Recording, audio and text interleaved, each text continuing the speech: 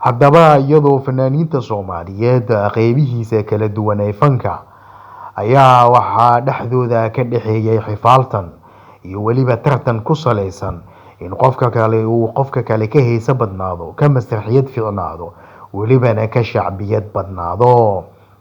fanaaniinta ayaa iyadu tartankoodu wuxuu ku saleysnaa sidii qofka kale ugaaga heesa macaanaan lahaa, ugaaga shacbiyad badnaan lahaa, welibana ugaaga masraxiyad badnaan lahaa.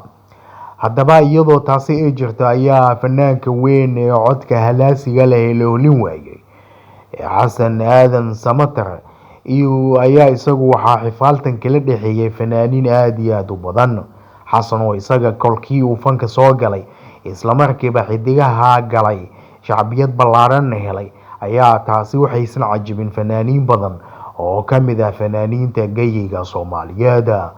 fanaaniinta aadka iyo aadka xasan xifaaltanka kaga dhexeeyay oo shacbiyadda xasan aan aada iyo aada ugaaga helin waxaa ka mid ahaa fanaaniinta ilmo mooge, waa maxamed mooge liibaan iyo weliba fanaanka kale ee axmed mooge liibaan.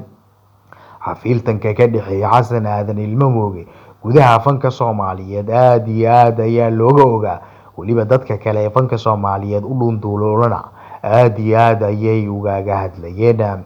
xafiiltankaasi oo ku saleysnaa in ilmo mooge oo iyagu la yaabay ama aada u dhibsaday shacbiyadda degdega u helay fanaanka codka halaasiga leh ee la olin waayay ee xasan aadan samatar oo isaga fanka kaga dambeeyay iyaga muddo aada iyo aada u badan, ayaa waxa ay sababta taasi inay isku dayaan inay xasan meel kaga baxaan. heese badan oo loo sameeyey xasan iyo xifaaltanka ilmo mooge ayaa aada iyo aada gudaha fanka Soomaaliyeed loogaga yaqaanaa.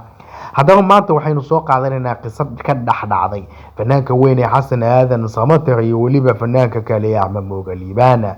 qisadaas oo ahayd isku day uu isku dayay fanaanka weyn xasan aadan samatar inuu baajiyo show uu doonaya fanaanka axmed mooge inuu ku qabto magaalada Muqdisho.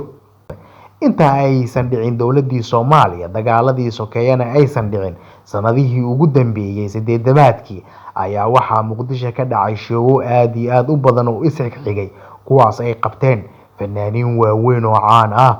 showgadaasi oo ka mid ahaa tii Magool ee ku qabatay lagu magac daray Magool iyo Muqdisho, mooge iyo Muqdisho.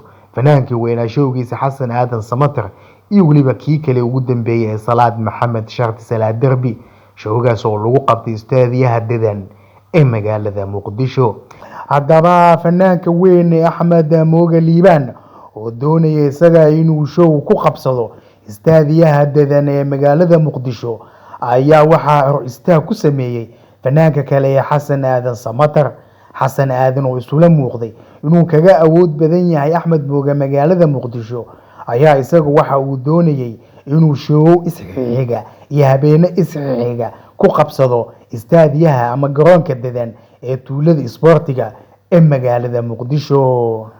axmed ayaa ku guuleystay inuu showgiisa ku qabtay magaalada Muqdisho kadib markii ay soo farageliyeen fanaaniin badan, madaxdii fanka Soomaaliyeed iyo weliba wasiirkii warfaafinta iyo dhaqanka ee xilligaasi. wasiirkii warfaafinta iyo dhaqanka ee xilligaasi xasan oo asaga aada iyo aada qalbiga ugu hayay xafiiltanka kala dhexeeya ilmo mooge ayaa wuxuu isku dayay maadaama la jooga magaalada Muqdisho in uu dowladdiina ay aada iyo aada u daciiftay inuu isaga showadiisa ku qabto magaalada Muqdisho, axmedna uu u diido.